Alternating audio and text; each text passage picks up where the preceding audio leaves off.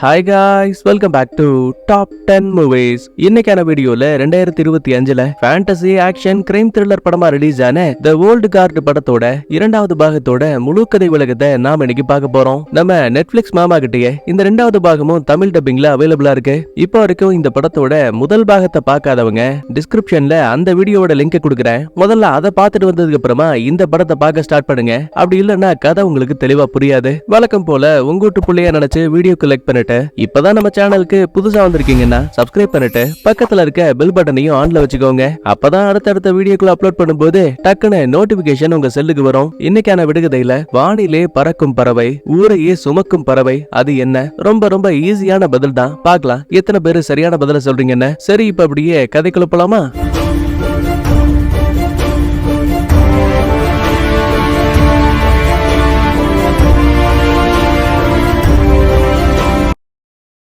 முதல் பாகத்தோட எண்டிங்ல என்ன ஆச்சு ஞாபகம் இருக்கா? ஹீரோயினுக்கும் அவளோட 3 ஃப்ரெண்ட்ஸுக்கும் காயம் பட்டாலுமே ஆட்டோமேட்டிக்கா கியூர் ஆகக்கூடிய பவரும் எப்பவுமே இளமையா இருக்கக்கூடிய சக்தியும் கிடைச்சிருக்கும். இந்த பவர்ஸை வச்சு உலக அமைதிக்காக கெட்டவங்க கூட இவங்க அடிக்கடி சண்டை போடுவாங்க. அப்பதான் எதிர்ச்சியா 200 ஆண்டுகளுக்கு அப்புறமா நைலுங்கிற ஒரு பொண்ணுக்குமே இவங்கள போலவே சடனா சூப்பர் பவர் வந்திருக்குங்கிற விஷயத்த கண்டுபிடிச்சிருப்பாங்க. அதுக்கப்புறமா நைலையுமே தங்களோட டீம்ல ஒரு ஆளா சேர்த்துப்பாங்க. இந்த பஞ்சாயத்துக்கு மத்தியில ஹீரோயினோட நம்பிக்கைக்குரிய ஆளா இருந்த பட்லர் இருக்கா இல்லையா, இவங்களுக்கே துரோகம் பண்ணி கப்லி கூட கூட்டு சேர்ந்திருப்பான். அதே டைம்ல முதல் பாகத்தோட வில்ல நம்ம ஆளுங்களை வச்சு ஆராய்ச்சி பண்ண ட்ரை பண்ணிருப்பான். எப்படியோ கஷ்டப்பட்டு அவனோட கதையை முடிச்சுட்டு கப்லி கூட கூட்டு சேர்ந்தாலும் கூட பட்லர் பண்ண தப்புகளுக்காக அடுத்த 100 வருஷத்துக்கு அப்புறம் தான் நீ என்ன வந்து பாக்கணும்னு ஒரு பெரிய தண்டனையை கொடுத்துட்டு ஹீரோயினோட ஃப்ரெண்ட்ஸ் அங்க இருந்து கிளம்பிருப்பாங்க. அடுத்த 6 மாதங்களுக்கு அப்புறமா இந்த பட்லர் பையனும் சம போதையில இருந்திருப்பான். அப்பதான் வழக்கம் போல தன்னோட வீட்டுக்கு போகும்போது கதவு திறந்திருக்க விஷயத்த பார்த்திருப்பான். ஆஹா, எதிரிகள்ல எவனோ ஒருத்த வந்துட்டான் போலன்னு படக்குன்னு கதவு திறக்கும் போது உள்ள பல 100 ஆண்டுகளுக்கு முன்னாடி ஒரு பெட்டிக்குள்ள அடைக்கப்பட்டு கடலுக்குள்ள வீசப்பட்ட ஹீரோயினோட ஃப்ரெண்டு குயின் இருக்கா இல்லையா, அந்த புள்ள குத்துக்கள் மாதிரி முன்னாடி வந்து நின்றுப்பா. இந்த ஒரு ட்விஸ்டோட முதல் பாகத்தை முடிச்சிருப்பாங்க. ஆனா இப்ப இந்த ரெண்டாவது பாகத்தோட ஆரம்பத்துல மிகப்பெரிய கடலுக்கு நடுவுல ஒரு கப்பல் ஒண்ணு போயிட்டு இருக்கு. குறிப்பிட்ட இடத்துல வண்டியை ஸ்டாப் பண்ணிட்டு கடலுக்குள்ள கொக்கியை போட்டு பல 100 ஆண்டுகளுக்கு முன்னாடி ஹீரோயினோட ஃப்ரெண்டான அந்த குயினை ஒரு பெட்டகத்துக்குள்ள அடைச்சுதான் அவள் அப்படியே கடலுக்குள்ள வீசிருப்பாங்க இல்லையா.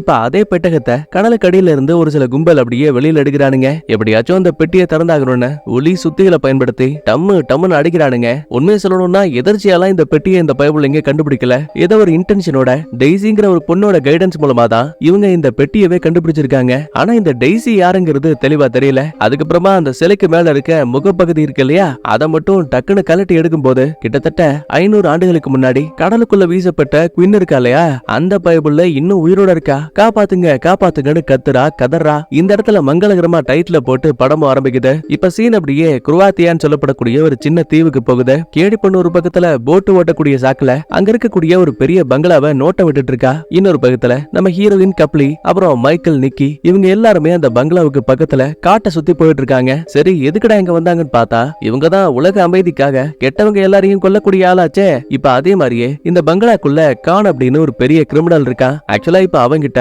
நிறைய இல்லீகலான வெப்பன்ஸ் இருக்கு. அந்த ஒரே காரணத்தால மட்டும்தான் இப்ப இந்த கானோட கதையை முடிக்கிறதுக்காக நம்ம ஆளுங்க வந்திருக்காங்க. வெளியில இருக்க கேடி பொண்ணும், டே பசங்களா, நம்ம நினைச்ச மாதிரி வெப்பன்ஸ் எல்லாம் வீட்டுக்கு வெளியில தான் இருக்க. பதிலுக்கு ஹீரோயினும், டே நிக்கி, மைக்கேல், உங்க 2 பேருக்கும் வேலை வந்தாச்சா, நீங்க உடனே கார்டனுக்குள்ள போய் ஆகணும். இதை கேட்டதுமே மைக்கேலும் நிக்கியும் பயங்கரமா சிரிக்கிறானுங்க. சந்தேகத்துல கேடி பொண்ணும், ஆமா என்னாச்சு, ஏன் சிரிக்கிறாங்க? அதுவா, சரியா 1834ல இதே மாதிரியே நாங்க ஒரு மிஷனுக்கு போகும்போது அந்த முட்டா பீஸ் பட்லர் இருக்கா இல்லையா, அவன் பீரங்கி இருக்க விஷயத்த கவனிக்காம விட்டுட்டான். நேரடியா தோட்டத்துக்குள்ள போனதுமே பீரங்கியோட குண்டு அந்த பயலோட கழுத்தலிக்கப்பட்டு தலை ஒரு பக்கமா தனியா உருண்டு போயிடுச்சு. இவங்களுக்கு தான் காயம் கியூர் ஆகும்ல, சோ அதனாலேயே தலை எங்க போச்சுன்னு பட்லர் ஒரு பக்கம் தேடிட்டு இருந்தான். அதை நினைச்சு பார்த்தோம், அதான் சிரிச்சோம். இருந்தாலும் நம்மளுங்க இந்த இடத்துல பட்லரை மிஸ் பண்ணக்கூடிய விஷயமும் ரொம்ப நல்லா தெரியுது. அதுக்கப்புறமா ரோந்து பணியில இருந்த ஒரு ஆளை அடிச்சு போட்டு அவங்கிட்ட இருந்த ஒரே ஒரு கன்னை நம்ம கப்லி தூக்கிட்டான். அடுத்த நிக்கியும் மைக்கேலும் ஏற்கனவே சொன்ன பிளான் படி இவங்க கார்டனுக்குள்ள வராங்க.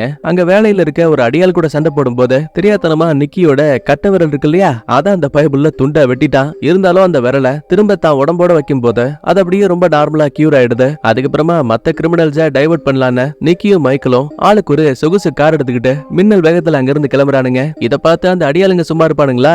2 பைக்லயும் ஒரு கார்லயும் துரத்த ஆரம்பிக்கிறானுங்க. இந்த சான்ஸை யூஸ் பண்ணிக்கிட்டு ஹீரோயினும் கப்லியும் ஒரு வழியா வீட்டுக்குள்ள வந்துட்டாங்க. பிரச்சனை என்னன்னா நம்ம ஹீரோயினுக்கு இப்போதைக்கு அந்த இம்மோர்டல் பவர் கூட கிடையாது. அதனால ரொம்பவே பதுங்கி பதுங்கி தான் உள்ள போயிட்டு இருப்பாங்க. அப்ப ஒரு 2 அல்லக்கைங்க உள்ள வரும்போது ஹீரோயின் பக்கத்துல இருக்க ஒரு வாள் எடுத்து சும்மா சொல்லட்டி சொல்லட்டி குத்தியே கதையை முடிச்சுட்டா. இதே மாதிரியே எத்தனை பேர் வந்தாலும் சரி நம்ம ஹீரோயினும் கப்லியும் ஒன்னா சேர்ந்த மல்லு கட்டி அவங்களோட கதையை முடிக்கிறாங்க. இந்த பஞ்சாயத்துக்கு மத்தியில நம்ம நிக்கியும் மைக்கேலும் சொகுசு கார்ல போனவனுங்க நீயா நானு ரேஸ் ஓட்டிட்டு இருக்கானுங்க. எங்க போனாலும் சரி இந்த பைக்கர்ஸ் அவங்கள விடுற மாதிரியே தெரியல. இதுக்கடையில கடலுக்குள்ள இருக்க கேடி பொண்ண பங்களாக்குள்ள இருந்து துப்பாக்கி சுடக்கூடிய சத்தம் கேட்டதுமே ஆஹா அப்படின்னா கப்லிக்கும் ஹீரோயினுக்கும் ஏதோ ஒரு பிரச்சனை போலன்னு இந்த பைபிள டைரக்டா தண்ணியை விட்டு போட்ட கரையில ஏத்திட்டா. தன்னோட பங்குக்கு ஒரு 3 பேரை சுட்டு கொன்னுட்டு அவசர அவசரமா அங்க இருக்க வீட்டோட மேல் பகுதியில குரங்க விட மோசமா ஏறிட்டு இருக்கா. ஆனா கொடுமைக்குன்னு அந்த இடத்துக்கு நம்ம ஆளுங்க தேடி வந்த கான் வந்துட்டான். 1-2 தோட்டாக்கள் கேடி பொண்ணு மேலையும் படுத. ஆனா பிரச்சனை இல்ல, இவளுக்கு தான் காயங்கள் குணமாயிடுமே. இன்னொரு பக்கத்துல நம்ம ஹீரோயின் இருக்கா இல்லையா, அவ ஒரு ஆள் கிட்ட சண்டை போடும் போது அவன் நினைக்கிறத விட ரொம்ப பலசாலியா இருக்கான். அதனால இவளோட கழுத்தையை நெரிச்சு கொல்ல ஆரம்பிக்கிறா. உதவி உதவின்னு கத்துவா. இந்த சத்தம் கேடி பொண்ணுக்கு கேட்டதும் போதும் காண அப்புறம் பாத்துக்கலாம், முதல்ல ஹீரோனுக்கு ஹெல்ப் பண்ணலான்னு அங்க தொங்கிட்டு இருந்த கொடியை பிடிச்சு டக்குனு புள்ள 2வது மாடிக்கு வந்துட்டா. ஹீரோனையும் கப்லியவும் கொல்ல பார்த்த அடியாளுங்களை துப்பாக்கிய வச்சு போட்டு தள்ளிட்டா. அடுத்து கார்ல போயிட்டு இருக்க நிக்கி மைக்கேல நேருக்கு நேரா ஒரு கார் இவங்களை பிடிக்கிறதுக்காக வந்துட்டு இருக்கு. அப்ப நிக்கி எப்படியோ அந்த காரை ஓட்டிக்கிட்டு இருந்த டிரைவர் கதையை முடிச்சுட்டான். சோ கண்ட்ரோல் இல்லாம கார் இப்ப நேரா மைக்கேலோட கார் மேலேயே இடிக்கிற மாதிரி வந்துட்டு இருக்கு. எப்படியாச்சும் தப்பிக்கணுமேன்னு சொல்லிட்டு மைக்கேல் தன்னோட காரை விட்டு இப்ப நிக்கியோட காருக்கு ஜம்ப் பண்ணுவான். கிட்டத்தட்ட கடைசி நிமிஷத்துல நம்மால எஸ்கேப் ஆயிடுவான். இருந்தாலும் வண்டி அடிச்ச வேகத்துக்கு இந்த பையனோட காலை பாருங்க, எலும்பு கண்ணா பின்னான்னு உடஞ்சு போச்சு போல. திரும்ப காயங்கள் குணமானதுமே தொங்கிட்டு இருந்தவன் டப்புன்னு வண்டிக்குள்ள வந்துட்டான். பின்னாடியே 2 பைக்கர்ஸ் வேற வந்துட்டு இருக்கானுங்க. சடனா பிரேக் அடிக்கும் போது பைக்கர்ஸ் நேரா கார் மேல அடிச்சு இந்த பையலுங்க அவுட்டு.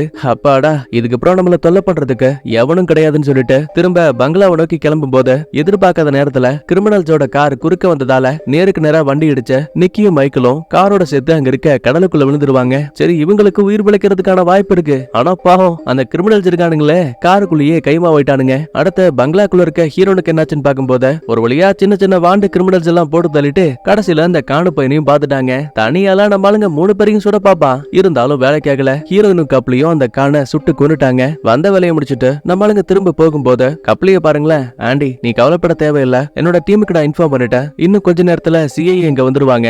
வெப்பன்ஸையும் அவங்க சீஸ் பண்ணிடுவாங்க. கட் பண்ணா அன்னைக்கு நைட் ஆகுது. திரும்ப தங்களோட இடத்துக்கு வந்த ஹீரோயினும் ஃப்ரெண்ட்ஸும் ஜாலியா பேசிட்டு இருக்கும்போது சந்தேகத்துல கேடி பொண்ண, ஆமா நீங்க என்னதான் சிரிச்சு பேசினாலுமே உங்களுக்குள்ள ஏதோ ஒரு மர்மம் இருக்குன்னு நினைக்கிறேன். நீங்க எதையோ என்கிட்ட இருந்து மறைக்கிறீங்க. சாச்சா அப்படிலாம் எதுவும் கிடையாது, நான் நல்லா தான் இருக்கேன். ஆக்சுவலா இன்னைக்கு நீ நல்லா சண்டை போட்ட பாத்தீங்களா கேட்ட கேள்விக்கு பதில சொல்லாம நீங்க அப்படியே பேச்ச மாத்துறீங்க. அப்ப சடனா உள்ள வந்த கப்லி, நான் இப்பதான் என்னோட டீம் கிட்ட பேசினேன். அவங்க கானோட அக்கௌண்ட்ஸ் எல்லாம் செக் பண்ணி பார்த்துட்டு அவன் அந்த வெப்பன்ஸை வாங்கக்கூடிய ஆள் இல்லங்கிற விஷயத்த கன்ஃபார்ம் பண்ணாங்க. இன்னும் தெளிவா சொல்லணும்னா அவன் வேற ஒரு ஆள் கிட்ட இருந்த வெப்பன்ஸை வாங்கி இன்னொரு ஆள் கிட்ட விற்கக்கூடியவன் விளங்குச்சு போ. அப்படின்னா உண்மையான வெப்பன்ஸை வாங்கக்கூடிய ஆள் யாரு? லாஸ்டா சிசிடிவில எனக்கு இந்த ஒரு போட்டோ மட்டும் தான் கிடைச்சிருக்கு. ஒருவேளை இவ தான் பையரா இருக்கணும். அந்த போட்டோல இருக்க ஆள் யாருன்னு தெரியுதா? குயின்ன கடலுக்குள்ள இருந்து காப்பாத்திருப்பாள்ல அதே டெய்சி பொண்ணு தான். இப்ப அந்த போட்டோவை கவனிக்கக்கூடிய கேடி பொண்ணுக்கு ஒரு நிமிஷம் இருங்க, இவ்வளவு நான் ஏற்கனவே பாத்திருக்கேன்னு நினைக்கிறேன். அதாவது என்னோட கனவுல சந்தேகத்துல ஹீரோயினோ. அப்படின்னா நீ கனவுல என்ன பார்த்த? அதுவா ஒரு பெரிய நூலகத்துல அந்த டெய்சி பொண்ணு இருந்தா. ஆனா அந்த புத்தகங்கள் எல்லாம் அவளுக்கு சொந்தமானது கிடையாது.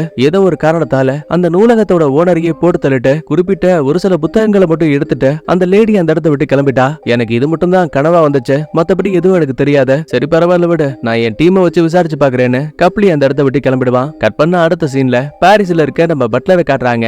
முதல் பாகத்தோட எண்டிங்ல பையன் செம போதையோட வீட்டுக்கு போயிருப்பான்ல அந்த சீன் தான் இப்ப பிளே ஆயிட்டு இருக்கு. இவன் உள்ள வந்ததுமே அங்க குயின் இருக்க விஷயத்த பார்த்த பையன் மிரண்டு போயிடுவான். துப்பாக்கி முனையில அந்த புள்ளைய லாக் பண்ணும் போது குயின்ன பாருங்களேன் எப்படி இருக்க பட்லர், நான் போனதுக்கு அப்புறமா இப்ப நீ தான் அந்த ஹீரோயினுக்கு முக்கியமான ஃப்ரெண்டாமே. சரி தேவையில்லாத விஷயத்தை பத்தி பேசி என்ன ஆக போகுது? நான் உடனே அந்த ஆண்டிய பார்த்தாகணும். அவளை எப்படி நான் கண்டுபிடிக்கிறது? ஆக்சுவலா இந்த குயின்ன பத்தி பட்லருக்கு பெருசா எதுவும் தெரியாதுல்ல. சோ ஒரு பயத்தோடயே அமைதியா இருப்பான். இத தனக்கு சாதகமாக்கின குயின்னு பட்லரை அடிச்சு ஒரு காருக்குள்ள ஏத்திட்டு அங்க இருந்து கிளம்பிடுவாங்க. இன்னொரு பக்கத்துல ஹீரோயினோட டீம் இப்ப பாரிஸ்க்கு வந்திருக்காங்க.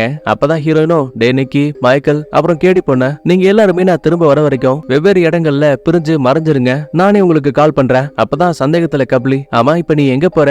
நான் இல்ல, நீயும் என் கூட வர, ஒரு முக்கியமான ஆளை நம்ம பார்த்தாகணும். இன்னொரு பக்கத்துல மைக்கேலும் கேடி பொண்ணும் தனியா நடந்து போகும்போது நிக்கிய பாருங்க, எப்போ இல்லாம எனக்கு மைண்ட் ரொம்ப டிஸ்டர்ப்டா இருக்கு, சோ உங்களை அப்புறம் பாக்குறேன்னு இவன் ஒரு காரை பிடிச்சு அங்க இருந்து கிளம்புறான். உடனே மைக்கேலும் அவனை எனக்கு 500 ஆண்டுகளுக்கும் மேல தெரியும், ஒரு முறை கூட இவன் இப்படி நடந்துகிட்டதே கிடையாது அப்படின்னா கண்டிப்பா இவன் நம்ம கிட்ட இருந்து ஏதோ ஒரு விஷயத்த மறைக்கிறான், சீக்கிரம் வண்டியில உட்காரு, நம்ம உடனே அவனை ஃபாலோ பண்ணணும்னு இவங்க ஒரு பக்கத்துல கிளம்புறாங்க. அடுத்து ஏரியை ஒட்டி இருக்கக்கூடிய ஒரு வீட்டை காட்டுறாங்க. அங்கதான் பட்லரையும் இந்த குவின்னு கட்டி போட்டு வச்சிருக்கா. ஒரு சந்தேகத்துல, நீ எப்படி வெளியில வந்த, உண்மையாவே நீ ஹீரோனை பார்த்து பேசணும்னு ஆசைப்படுறியா?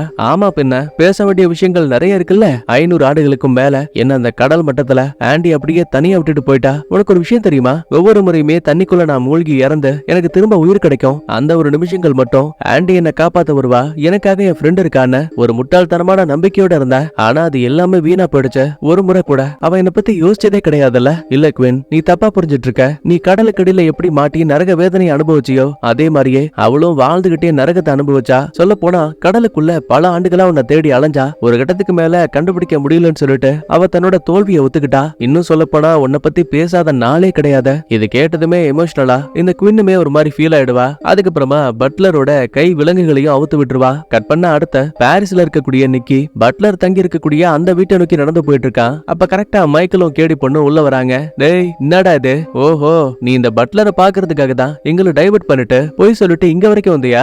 மச்சான் என்ன மன்னிச்சிடா, என்ன இருந்தாலும் பட்லர் இப்ப தனியா வாழ்ந்துட்டு இருக்கான்டா. எப்படி இருந்தாலும் அவன் நம்ம ஃப்ரெண்டுடா, அவனை அப்படியே விட முடியாது. இவங்க சண்டை போடக்கூடிய இந்த கேப்ல கேடி பொண்ணு பட்லர் வீட்டுக்குள்ள போயிட்டு பயந்தபடியே குடு குடுன்னு வெளியில ஓடி வரா. என்னடி ஆச்சுன்னு கேட்டா, வீடு ஃபுல்லா ரத்த கரைகளா இருக்கு, இங்க ஏதோ ஒண்ணு தப்பா நடந்திருக்கு. டேய், பட்லர் கிட்ட நீ எப்படா லாஸ்டா பேசுன? சரியா ஒரு வாரம் இருக்கும்னு நினைக்கிறேன். விளங்குச்சு போ, பட்லருக்கு ஏதோ ஒரு பிரச்சனை நினைக்கிறேன். உடனே இந்த விஷயத்த நம்ம ஆண்டி கிட்ட இன்ஃபார்ம் பண்ணி ஆகணும். அடுத்த இதே டைம்ல நம்ம ஹீரோனும் கேடி பையனும் இப்ப கொரியால இருக்கக்கூடிய சியோலுக்கு வந்திருக்காங்க.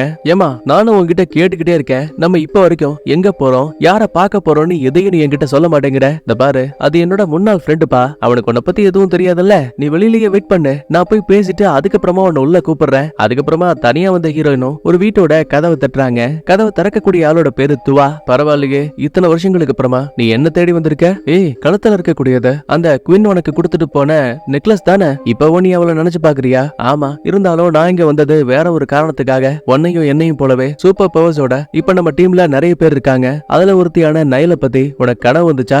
தெரியும் தெரியும், ஒரு தீவிரவாதியை பிடிக்க போகும்போது அவன் கூட கழுத்து அறுத்து விட்டானே, அந்த புள்ள தானே? என்னோட கனவுகள்ல ரொம்ப நல்லாவே நான் அதை பார்த்தேன். இப்ப அவளுக்கு என்னவா? இல்ல, சமீப காலத்துல ஒரு நூலகத்தை பார்த்ததா சொன்னா. எனக்கு நல்லா தெரியும் அது உன்னோட நூலகம் தானே. ஒரு நிமிஷம் துவா அமைதியாகிறான். டேய், மறைக்காத, நீ என்கிட்ட ஏதாவது சொல்ல நினைக்கிறியா? ஆமான்னு சொன்னதுமே கேடி பையனை கூட்டிட்டு வந்து இவங்கிட்ட இன்ட்ரோ கொடுக்குறா. அப்பதான் பேச்சு வாக்கல, ஏப்பா துவா, உன்னோட வயசு என்ன? சரியா ஒரு 2400. எது 2400 வருஷமா? அப்படின்னா அவ்வளவு நாளா இந்த உலகத்துல வாழ்ந்திருக்கேன். சின்ன திருத்தம், என்ன விட தோ அக்கா உட்கார்ந்துருக்காங்களே, இவங்களுக்கு வயசு அதிகம். இந்த மாதிரி சொல்லிட்டு அங்க இருக்க தண்ணி பைப்பை லைட்டா திருக்கும் போது சடனா பூமி கடியில இருக்க ஒரு ரகசிய பாதை ஒண்ணு ஓபன் ஆகுது. ரெண்டு பேரும் உள்ள வந்து பார்க்கும் போது நம்ம கேடி பொண்ணு கனவுல பார்த்த நூலகம் இருக்கு இல்லையா, எக்ஸாக்டா அதே இடம் தான் இது. குழப்பத்தோடைய இந்த புத்தகங்கள்ல அப்படி என்ன இருக்கு? உடனே துவாவும், எங்களை போல சூப்பர் ஹியூமன்ஸ் இருப்பாங்கல்ல, அவங்க இவ்வளவு நாளா இந்த உலகத்துல பண்ண எல்லா விஷயங்களுமே ஒரு கதையா ஒவ்வொரு புத்தகத்துல எழுதப்பட்டிருக்கு. அப்பதான் ஹீரோனும் ஒரு குறிப்பிட்ட ரேக் மட்டும் எம்டியா இருக்க விஷயத்த கவனிக்கிறா. டே துவா, அங்க இருந்த புக்ஸ் எல்லாம் எங்க போச்சு?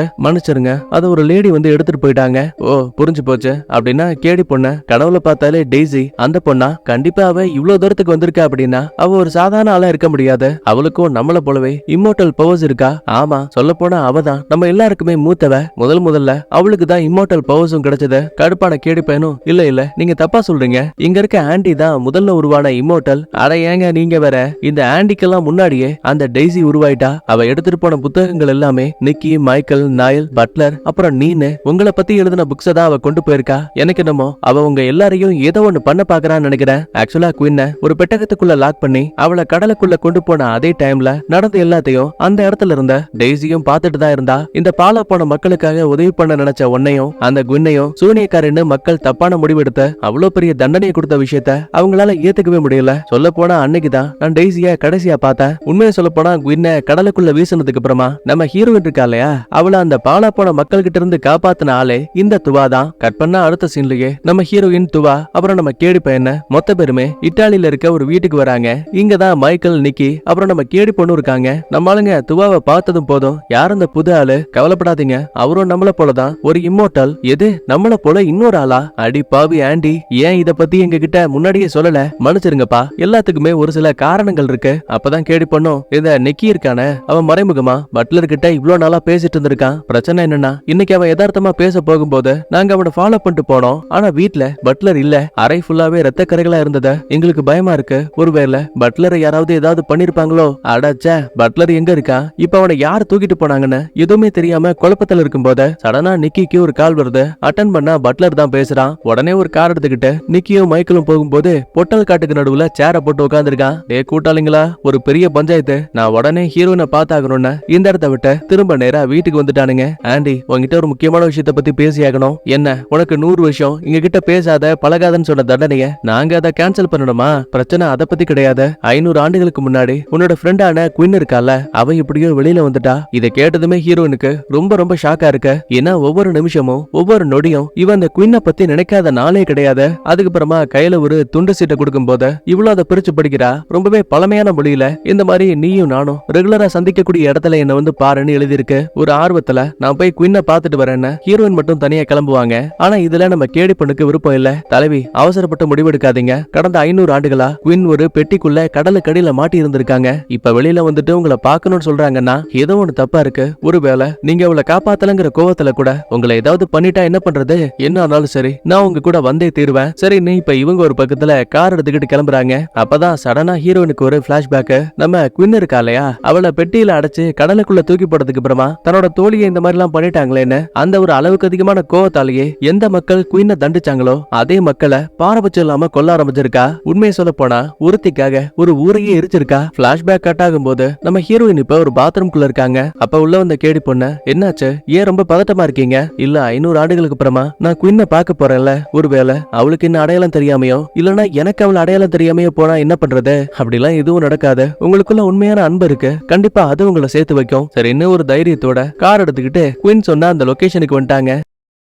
அடியே கேடி பொண்ண, நீ என் கூட வர வேணா, என்ன சும்மா நீ நோட்டை விட்டா மட்டும் போதும். இப்படி சொல்லிட்டு பக்கத்துல இருக்க வீதிகள்ல நடந்து போகும்போது அந்த இடமே 500 ஆண்டுகளுக்கு முன்னாடி எப்படி இருந்துச்சோ அந்த மாதிரி ஒரு சின்ன இல்யூஷனா வந்து போகுது. கூடவே நேருக்கு நேரா அந்த இடத்துல நம்ம குயின் நிக்கிற விஷயத்தையும் ஹீரோயின் கவனிக்கிறா. ஒரு குழப்பத்தோடயே பக்கத்துல வந்தவ, என்ன மன்னிச்சிடு, எனக்கு என்ன சொல்றதுன்னே தெரியல. ஓ, அப்ப இதான் உன்னோட பதில்ல? 500 ஆண்டுகளா நீ வருவே, என்ன காப்பாத்துவன்னு கடலுக்கு அடியில கூட நம்பிக்கையோட இருந்த. ஆனா நீ அந்த கடல்ல இருந்த என்ன தேடி கண்டுபிடிக்கிறத விட்டுட்டல. இல்ல குயின், நான் நிஜமாவே உன்னை பல ஆண்டுகளா தேடிட்டு இருந்தேன். ஆமா தேடுன, ஆனா பாதியிலேயே என்ன அப்படியே கைவிட்டுட்ட. நீ எனக்கு பண்ணி கொடுத்த ப்ராமிஸ் உனக்கு ஞாபகம் இருக்கா? எப்பவுமே நீயும் நானும் ஒன்னா இருக்கணும். ஆனா பாரு, நீ இது எல்லாத்தையும் மீறிட்ட. என்ன அந்த ஆழ்கடல்லையே தனியா தவிக்க விட்டுட்ட. சரி பரவாயில்ல விடு, நடந்தது நடந்து போச்சு. உன் கூட்டாளிகள்லாம் இருக்காங்களாமே, அவங்க எல்லாரையும் விட்டு தள்ளிட்டு இப்ப ஏன் கூட எனக்குன்னு நீ வந்தாகணும். ஆக்சுவலா ஹீரோயினுக்கு குயின் ரொம்ப முக்கியம் தான். அதுக்காக இத்தனை வருடங்களா கூட இருந்த கூட்டாளிகளை விட்டுட்டு வர முடியுமா? வேணும்னா நீ எங்க டீம்ல ஜாயின் பண்ணிக்கன்னு கேப்பா. குயினுக்கு சம கோவம். எனக்காக நீ இத கூட பண்ண மாட்டல,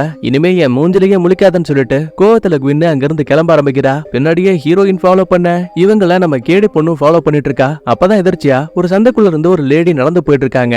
ஆக்சுவலா அந்த பொண்ணை பார்க்கும்போது இவ கனவுல பார்த்த டெய்ஸி இருக்கல்ல, எக்ஸாக்ட்டா அவளை போலவே இருக்கு. சோ ஒரு சந்தேகத்துல இவ அந்த டெய்ஸிய ஃபாலோ பண்ணிட்டு இருக்கா. இன்னொரு பக்கத்துல நம்ம ஹீரோயின் குயினை தடுக்கலான்னு பார்த்தா அவ பாரபட்சமே இல்லாம ஹீரோயின் கூடயே சண்டை போட ஆரம்பிக்கிறா. சும்மா சொல்லக்கூடாது, இத்தனை வருடங்கள் கடலுக்கடியில இருந்தாலும் கூட குயின் ரொம்ப சூப்பராவே சண்டை போடுவா. இவனுங்க மாத்தி மாத்தி பஞ்சாயத்து பண்ணக்கூடிய அதே டைம்ல சடனா குறுக்க வந்த கேடி பொண்ண, எம்மா தாயே கொஞ்சம் சண்டே ஸ்டாப் பண்ணுங்க, நான் இந்த இடத்துல டெய்ஸிய பார்த்தேன். உடனே குயினும், ஓ இவதான் அந்த நைலா? ஹீரோனுக்கு ஒன்னும் புரியல. நம்ம நைலோட பேரையே சொல்லலையே, அப்புறம் எப்படி தெரிஞ்சிருக்குன்னு ஒரு சின்ன கன்ஃபியூஸ் ஆகும் போது கரெக்டா அந்த டெய்ஸி புள்ள இருக்கல்ல, அவன் நம்மள தூரத்துல இருந்து பார்த்துட்டு அங்க இருந்து கிளம்ப ஆரம்பிக்கிறா. பின்னாடியே கேடி பொண்ணு ஃபாலோ பண்ணி போயிட்டு இருக்கா. அப்பதான் சந்தேகத்துல ஹீரோயினும், குயின்னு உண்மையை சொல்ல, நீ இந்த டெய்ஸிக்காக வேலை பாக்குறியா? அவதான் உன்னை இதையெல்லாம் பண்ண சொன்னாலா? ஆமான்னு சொல்லிட்டு மறுபடியும் சண்டை போடுவா. கூடவே ஹீரோனை அடிச்சு தள்ளிட்டு அந்த இடத்தை விட்டு ஓடியும் போயிடுவா. இன்னொரு பக்கத்துல அந்த டெய்ஸிய தனியா துரத்திட்டு வந்த கேடி பொண்ணு கடைசியில அவள ஒரு சர்ச்சில் பாக்குறா. பரவாயில்லையே, எங்களை பார்த்து பயந்து கடைசியில சர்ச்சில் வந்து ஒளிஞ்சிருக்க. ஐய, உங்களை பார்த்து நான் எதுக்காக ஒளியணும்? உனக்கு ஒரு விஷயம் சொல்லவா? தோ அங்க கடவுளா இருக்காரு, அவரோட உடம்புல சிலுவை அடிச்ச நாள் கூட எனக்கு என்ன ஞாபகம் இருக்கு. சொல்ல போனா நானும் அங்கதான் இருந்தேன். ஆனா எனக்கு புரியாத விஷயம் என்னன்னா, நீ ஒரு கிறிஸ்டியனா இருந்துட்டு எப்படி ஹீரோயின் பண்ணக்கூடிய எல்லாத்துக்கும் தலையாடிட்டே உட்கார்ந்துருக்க? ஏன் நாங்க என்ன தப்பான வேலையா பாக்குறோம்? அப்பாவி மக்கள் மக்களுக்கு ஹெல்ப் பண்ணிட்டு இருக்கோம். ஏமா உனக்கு எதனால மனிதர்கள் நம்மள போல இம்மோர்டல்ஸ வேட்டையாடுறாங்கன்னு தெரியுமா? அதுக்கு காரணமே அந்த ஹீரோயின் தான். இந்த பாலா போன மக்களுக்கு அவ உதவி பண்ண போனதாலதான் நம்மள பத்தியும் நமக்குள்ள இருக்க பவர்ஸ் பத்தியும் இந்த வெளியுலக மக்களுக்கு தெரிய வந்துச்சு. இன்னைக்கு இதெல்லாம் உனக்கு புரியலனாலும் கூட கண்டிப்பா என்னைக்காவது ஒரு நாள் எல்லாம் புரிய வரும். கூடவே நீ என்கிட்ட வருவ. நம்ம ரெண்டு பேரும் ஒன்னா சேர்ந்த இந்த இம்மோர்டல்ஸான ஹீரோயினையும் அவ டீமையும் மொத்தமா அழிக்க முடியும். ஒரு நிமிஷம் இருங்க. நான் இதுக்கு உங்க கூட சேர போறேன். ஏன்னா நம்ம ரெண்டு பேருமே விதிகளால பிணைக்கப்பட்டிருக்கோம். உனக்கு கிடைச்சிருக்கக்கூடிய அந்த இம்மோர்டல் சக்தி மத்த எல்லாரையும் விட அபரிவிதமானத. தோ என் கையில இருக்க இந்த தழும்பு போலவே உன்னோட கையிலயும் ஒரு தழும்பு இருக்கு. ஏன்னா நான் தான் இந்த உலகத்துக்கு வந்த முதல் இம்மோர்டல் சக்தி. அதே மாதிரியே நீ தான் இந்த உலகத்தோட கடைசி இம்மோர்டல். அதனாலதான் உன்னோட கைகள்லயும் இந்த அடையாளம் இருக்குன்னு சொல்லிட்டு டெய்ஸி அந்த இடத்த விட்டு கிளம்பிடுவா. திரும்ப வீட்டுக்கு வந்ததுல இருந்து நம்ம கேடி பொண்ணு இதையே திரும்ப திரும்ப யோசிச்சுட்டு இருக்கா. அப்பதான் பட்லரும் குயினுக்கு உன் மேல அளவுக்கு அதிகமான கோவம் இருக்கு. அதனாலதான் இப்ப அவ உனக்கு ஒரு துரோகியா மாறி இருக்கா. பதிலே பேசாம தனியா வந்தவ குயின் கூட பல விஷயங்களுக்கு முன்னாடி ஒன்னா இருந்தத ஒரு சின்ன இல்யூஷனா நினைச்சு பாக்குறா. இதுக்கடையில அந்த துவா இருக்கா இல்லையா, அவன் தனியா உட்காந்து புக்ஸ படிச்சிட்டு இருப்பான். அப்ப உள்ள வந்த பட்லரும், ஏப்பா நம்ம ஹீரோனுக்கு பவர் இல்லாம போயிருக்கே, அவளோட பவர்ஸ திரும்ப கொண்டு வரதுக்கு ஏதாவது வழி இருக்கா? வழி இருக்கா இல்லையான்னு எனக்கு தெரியல. ஆனா புராணங்கள்ல ஒரு புத்தகத்துல இத பத்தின ஒரு சின்ன குறிப்பு இருக்கு. நான் அதை படிக்கிறேன்னு என்னன்னு கேளு. இந்த உலகத்துல கடைசியில உருவாக்கக்கூடிய இம்மோர்டல்ஸால, அதாவது நம்ம கேடி பொண்ணு இருக்கால, அவ ஒருத்தர் அட்டாக் பண்ணி அது மூலமா காயங்கள் ஏற்பட்டுச்சு அப்படின்னா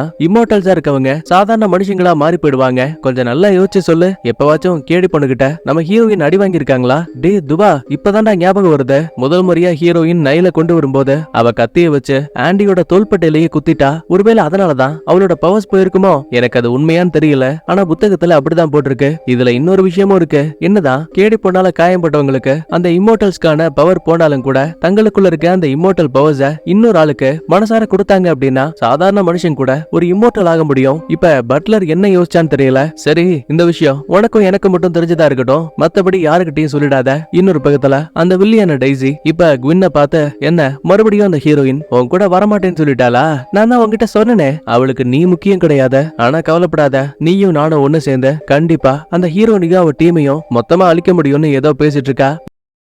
இப்ப சீன் அப்படியே இந்தோனேஷியாவுக்கு போகுது. அங்க இருக்கக்கூடிய ஒரு பெரிய நியூக்ளியர் ஃபெசிலிட்டியை காட்டுறாங்க. எப்ப பாரு ஒரு 10-15 பேரு காவலுக்கு இருந்துகிட்டே இருப்பாங்க. அப்ப திடீர்னு எங்க இருந்த வந்த ஒரு கார் படு வேகத்துல வந்து நுழைவு வாயிலேயே டம்முன்னு இடிக்குது. மோதன வேகத்துக்கு வண்டிக்குள்ள இருந்து குயின் இருக்கா இல்லையா, அவ அப்படியே கண்ணாடி எல்லாம் உடைச்சுக்கிட்டு தொப்புன்னு பறந்து வந்து வெளியில விழுறா. காவலாளிகளுக்கு என்ன தோணும், சரி இடிச்ச வேகத்துக்கு கண்டிப்பா அந்த புள்ள இறந்து போயிருப்பான்னு வண்டிக்குள்ள வேற யாராவது இருக்காங்களான்னு தேட ஆரம்பிக்கிறாங்க. ஆனா குயின் இன்னும் சாகல. அவளுக்கு தான் இம்மோர்டல்ஸ்க்கான பவர் இருக்குல்ல. சோ படக்குன்னு அங்க இருக்க ஒரு போலீஸ்காரன் கழுத்துல கத்திய வைக்கிறா. அப்ப மறைஞ்சிருந்த எதிரிகள் மத்த போலீஸ் எல்லாம் சுட்டு தள்ளிட்டு அந்த நியூக்ளியர் ஃபெசிலிட்டிக்குள்ள வராங்க. சொல்ல போனா இப்ப அந்த ஒட்டுமொத்த கம்பெனியுமே இவங்களோட கைக்குள்ள வந்துருச்சு. கட் பண்ணா இன்னொரு பக்கத்துல விடிஞ்சதுமே நம்ம கேடி பொண்ண சண்டை போடுறதுக்கான பிராக்டிஸ் எடுத்துட்டு இருப்பா. அப்ப வேணும்னே உள்ள வந்த பட்லரும், நீ நல்லாதான் சண்டை போடுற, ஆனா என்ன உன்னால தோக்கடிக்க முடியுமான்னு இவன் அந்த புள்ளைய சண்டை போட்டிக்கு கூப்பிடுவான். இது எல்லாத்தையுமே வீட்டுக்குள்ள இருந்து பார்க்கக்கூடிய துவாவும், ஏதோ ஒரு காரணத்தால நீங்க மட்டும் சண்டை போட்டா போதுமா, நானும் உங்க கூட வரேன்னு 3 பேரும் மாத்தி மாத்தி அட்டாக் பண்ணிப்பாங்க.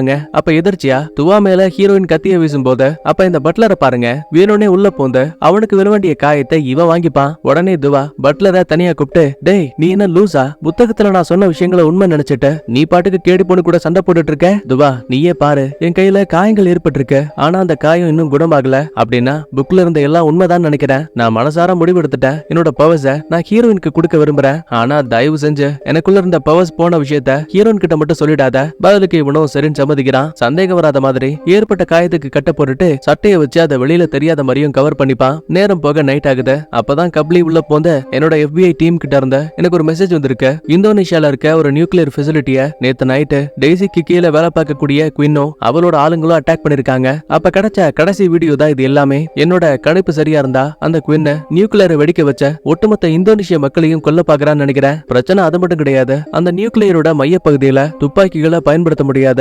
ஏன்னா தப்பி தவறி எசக்கு புசுக்கா ஏதாவது ஒரு இடத்துல சுட்டீங்க, நீங்க இம்மோர்டல்ஸா இருந்தாலுமே அந்த கதிர்வீச்சு உங்களை மொத்தமா சாம்பல் ஆக்கிடும். அப்படின்னா டெய்ஸி நம்ம அங்க வரப்போறோங்கிற விஷயம் தெரிஞ்சுதான் இது எல்லாத்தையும் வேணும்னே பண்ணிட்டு இருக்கா. அதுக்காக நடக்கிற எல்லாத்தையும் பார்த்துட்டு அப்பாவி மக்கள் சாகட்டும்னு விடவா முடியும்? வாங்க களத்துல இறங்கி சண்டை போடலான்னு இந்த இடத்த விட்டு இந்தோனேஷியால இருக்க நியூக்ளியர் ஃபெசிலிட்டிக்கு வராங்க. ஆனா பாருங்க அந்த கம்பெனிக்குள்ள வந்து பார்த்தா என்ட்ரன்ஸ்ல ஒரு பயல கூட காணோம். ஆக்சுவலா இந்த இடத்துக்குள்ள கப்லியை தவிர மொத்த எல்லாருமே வந்திருப்பாங்க. கப்லிக்கு தான் பவரே கிடையாதுல்ல. சோ இப்ப அவன் மட்டுமே காருக்குள்ள இருந்த இருக்கும்போது இவங்க எந்த பக்கம் போகணும் வரணுங்கிறத உண்மை ஒன்னா சொல்லிட்டு இருக்கான். கரெக்டா நம்ம ஆளுங்க அங்க இருக்க நியூக்ளியர் கோருக்கு பக்கத்துல வந்ததுமே மறைஞ்சிருந்த எதிரிகள் துப்பாக்கியோட வெளியில வராங்க. ஆனா துப்பாக்கியில சண்டை போடாம கத்தியில சண்டை போடுறாங்க.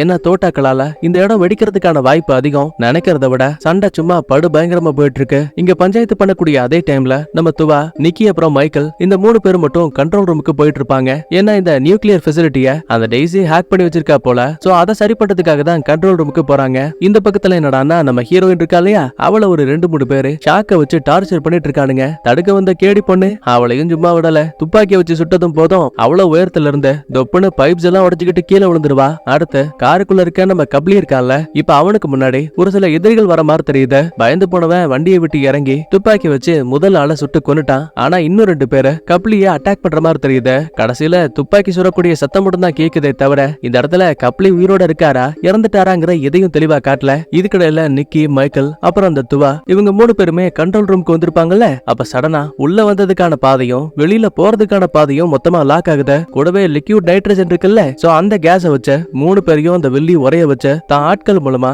ஒரு கவர்க்குள்ள அவங்கள சீல் பண்ணிட்டு இந்த இடத்தை விட்டு தூக்கிட்டு போயிட்டு இருக்கா. இதே டைம்ல ஒரு சில எதிரிகளை போட்டு தள்ளிட்டு நம்ம ஹீரோனும் பட்லரும் ஆப்போசிட்ல இருக்க ஒரு கதவை திறந்து உள்ள வரும்போது எதர்ச்சியா ஹீரோனை பாக்குறான். அப்ப அவளோட தாடை பகுதியில ஏற்பட்ட காயங்கள் நொடிப்பொழுதுல கியூர் ஆகுது. ஆனா இதை ஹீரோயின் கவனிக்கல. பட்லருக்கு நல்லா தெரிஞ்சு போச்சு அப்படின்னா நம்மளோட பவர்ஸ் தான் இந்த ஹீரோயினுக்கு மாறி இருக்கு போலன்னு நம்ம ஆளுங்க கதவை திறந்து உள்ள வந்திருப்பாங்கல்ல. இப்ப அந்த டோர் லாக் ஆயிடுச்சு. கூடவே முன்பகுதியில இருந்த நிறைய எதிரிகள் ஓடி வரானுங்க. உடனே ஹீரோயினும், டேய் உனக்குள்ள தாண்டா இம்மோர்டல் பவர் இருக்கு, நீ முன்னாடி போ. இல்ல இப்போதைக்கு என்னால முடியாது, நீ தான் போயாகணும். என்னடா பேசிட்டு இருக்க, மன்னிச்சிட ஆண்டி, எனக்குள்ள இருந்த பவர்ஸ நான் அதை உனக்கு மாத்திட்டேன், விளங்குச்சு போ. ஏன்டா அப்படி எல்லாம் பண்ண, ஏன் இதை என்கிட்ட முன்னாடியே சொல்லல? நான் உனக்கு பண்ண துரோகத்தை சரி பண்றதுக்கு இது ஒரு வாய்ப்பா எடுத்துக்கிறேன். அதுக்கப்புறமா ஹீரோயின் முதல்ல சண்டைக்கு போறாங்க. எதிரிகள் சரமாரியா சுடுவானுங்க. ஆனா இப்ப இவளுக்கு தான் இம்மோர்டலுக்கான பவர் இருக்குல்ல, சோ ரொம்ப ஈஸியாவே பட்லர் கூட ஒன்னா சேர்ந்து அங்க இருந்த ஆளுங்களை போட்டு தள்ளிடுவா. அப்ப எதிர்பாராத நேரத்துல பின்பக்கத்துல இருந்து வந்த எதிரிகள் 2 தோட்டாக்களை பட்லர் உடம்புல இறக்கிட்டானுங்க. எப்படியும் தான் உயிர் பழைக்க மாட்டோங்கிற விஷயத்த புரிஞ்சுக்கிட்டு, ஆண்டி நான் இவங்கள பாத்துக்கிறேன், நீ இங்க இருந்து போயிடுன்னு இவன் பக்கத்து அறைக்குள்ள வந்ததுமே ஹீரோயின் உள்ள வரதுக்குள்ளேயே அந்த கதவு பாதியிலேயே லாக் ஆகுது. தனியாளா பட்லர் என்னதான் 2 பேரை சாகடிச்சாலும் கூட மீதி ஆளுங்க இவனை கத்திய வச்சு குத்தி அதே இடத்துல ரொம்ப கொடூரமா கொன்றுவானுங்க. இப்படி ஒரு விஷயத்த கண்ணுக்கு நேரா பார்த்ததுக்கு அப்புறமா இவளுக்குள்ள இருக்க வேதனையும் கோவமும் அதிகமாகுது. இதுக்கிடையில கேடி பொண்ணு, கண்டிப்பா இந்த நியூக்ளியர் ஃபெசிலிட்டில இந்த பயலுங்க ஏதாவது ஒரு இடத்துல பாம்பை வச்சிருப்பானுங்க, சோ அதை கண்டுபிடிக்கலான்னு நியூக்ளியர் கோர் கிட்ட வந்து பாக்கும்போது உள்ள குயின் இருக்கா. அப்புறம் என்ன 2 பேருக்கும் சண்டை ஆரம்பிக்குது. முதல் 2 தாக்குதல்ல குயின் என்னதான் நம்ம கேடி பொண்ணு அட்டாக் பண்ணாலும் கூட 3வது அட்டாக்ல குயின் கேடி பொண்ணோட இடுப்புல மார்க்க போட்டா. என்ன இது, என் காயம் இன்னும் குணமாக மாட்டேங்குது. ஓ இப்பதான் புரியுது, நீ என்ன அட்டாக் பண்ணதால எனக்குள்ள இருந்த இம்மோர்டலுக்கான பவர் போயிடுச்சு போல. தனக்குள்ள இப்படி ஒரு பவர் இருக்குங்கிற விஷயம் கேடி பொண்ணுக்கு தெரிய வந்ததால அப்ப சடனா உள்ள வந்த வெள்ளி கேடி பொண்ணோட தோள்பட்டையிலேயே கத்தி இறக்கிட்டா. ரத்த வெள்ளத்துல அவ சுருண்டு விழுந்ததுமே கையில ஒரு கைத்தை கட்டி இவளையும் எங்கேயோ தூக்கிட்டு போற மாதிரி தெரியுது. கடைசியா உயிர் பழைச்ச ஹீரோயினும் தன் நண்பர்களுக்கு என்ன ஆச்சுன்னா ஒவ்வொரு இடமா தேடி அலையும் போது வழியில இந்த குயின் உட்கார்ந்து இருக்கா. அதுவும் கையில டைம் பாமோட. குயின், என் மேல நீ கோவமா இருக்க, இருந்தாலும் நான் உன் மேல அன்பா இருக்கடா இல்லையாங்கிறது உனக்கே தெரியும். இப்பவும் நான் என்ன சொல்ல வரேன்னு உனக்கு புரியலன்னா தாராளமா வெடிக்கவை. இவ்வளவு நாளா உன்னை பிரிஞ்சிருந்த பாவத்துக்காக இன்னைக்கு உன் கூடயே நான் இறக்கவும் தயாரா இருக்கேன். ஆனா குயினுக்கு அதுல விருப்பம் இல்ல. அழுதபடியே அந்த ரிமோட்டை கீழே வச்சுட்ட. அந்த கேடி பொண்ணு என்ன அட்டாக் பண்ண அடுத்த நொடியில இருந்த எனக்குள்ள இருந்த இம்மோர்டல் பவர் என்ன விட்டு போயிடுச்சுன்னு சொல்லுவா. அப்ப எதிர்ச்சியா சாப்பரோட சவுண்ட் கேக்குது. பயந்து போன ஹீரோயினும் வெளியில ஓடி வந்து பாக்கும்போது அங்க இந்த வில்லி சாப்பர்ல தப்பிக்க பாக்குறா. ஹீரோயின் சும்மா இருப்பாளா, ஓடி வந்து டெய்ஸியோட சாப்பர்ல தாவி குதிச்சு அந்த புள்ளைய கீழே தள்ளிட்டா. 2 பேருமே மாத்தி மாத்தி அட்டாக் பண்ணிப்பாங்க. சும்மா சொல்லக்கூடாது, இந்த டெய்ஸியும் ஜகஜால கில்லாடியா தான் இருக்கா. அப்பதான் எதிர்ச்சியா ஹீரோயினும் டெய்ஸியோட கையில இருக்க காயங்களை கவனிக்கிறா. ஒரு நிமிஷம் உன் காயங்கள் ஏன் இன்னும் குணமாகல? ஓஹோ இப்பதான் புரியுது, உனக்குள்ள இம்மோர்டல்ஸ் பவரே இல்லையா? அப்படின்னா நீ எங்களை அழிக்க நினைக்கிறதுக்கான காரணம் இந்த மக்கள் கிட்ட நம்மளோட அடையாளத்தை நான் வெளிப்படுத்தினதுக்காக இல்ல. பதிலுக்கு டெய்ஸியும், பரவாயில்லையே ஒரு வழியா நீ உண்மையை கண்டுபிடிச்சிட்ட. உனக்கு தெரியுமா, திடீர்னு ஒரு நாள் நான் தூக்கத்தை விட்டு கண்டுபிடிக்கும் போது எனக்குள்ள இருந்த பவர்ஸ் என்னை விட்டு போயிடுச்சு. அந்த நிமிஷத்துல இருந்த நான் என்னோட மரணத்தை நினைச்சு ஒவ்வொரு நாளும் பயந்து பயந்து வாழ்ந்துட்டு இருந்தேன். அப்பதான் புராண புத்தகத்துல கேடி பொண்ணு யாரையாவது அட்டாக் பண்ணா அவங்களோட பவர்ஸ் போயிடும். கூடவே பவர்ஸ் போன அந்த ஆளு தன்னோட சக்திகளை இன்னொரு ஆள் உடம்புக்கு மனசார மாத்த முடியுங்கிற விஷயத்தையும் புரிஞ்சுக்கிட்டேன். அந்த ஒரு காரணத்துக்காக மட்டும்தான் இது எல்லாத்தையும் நான் பண்ண. எனக்கு என்னோட இம்மோர்டல்ஸ்க்கான பவர் வேணும். வேணா ஒழுங்கா என்னோட ஆளுங்களை விட்டுன்னு சொல்லும் போது டெய்ஸி அதையெல்லாம் கேட்காம ஹீரோயினோட கால் நரம்ப வெட்டி விட்டு அந்த புள்ளையோட வயிற்றுலயும் கத்தி இறக்கிட்டா. என்னதான் ஹீரோயின் இம்மோர்டலா இருந்தாலும் கூட அவளுக்கு ஏற்பட்ட காயங்கள் குணமானா மட்டும்தான் அவளால திரும்ப நார்மல் ஆக முடியும். சோ இந்த சின்ன கேப்லயே வில்லி அங்க இருக்க சாப்பர்ல ஏறிட்டு, கவலைப்படாத, ஆளுங்களை டார்ச்சர் பண்ணியாச்சோம், இம்மோர்டல்ஸ் பவரை மறுபடியும் என் உடம்புக்குள்ள அந்த கேடி பொண்ணு மூலமா கொண்டு வருவேன். ஆனா அடுத்த முறை நான் உன்னை இந்த மாதிரி உயிரோட விட்டுட்டு போக மாட்டேன்னு சொல்லிட்டு டெய்ஸி அங்க இருந்து கிளம்பிடுவா. இப்பதான் குயின் வேற திருந்திட்டால, அதனால இப்ப அவளையும் கூட்டிக்கிட்டு நேரா துவாவோட நூலகத்துக்கு வரா. அந்த வில்லி சம்பந்தமான ஏதாவது குறிப்புகள் இருக்கான்னு ஒவ்வொரு புத்தகத்தையும் தேடி பாக்குறா. ஆனா அந்த மாதிரி எதுவுமே கிடைக்கல. குயினுக்கு ஏற்பட்டிருந்த காயங்கள் வேற இப்ப ஓரளவுக்கு குணமாயிடுச்சு.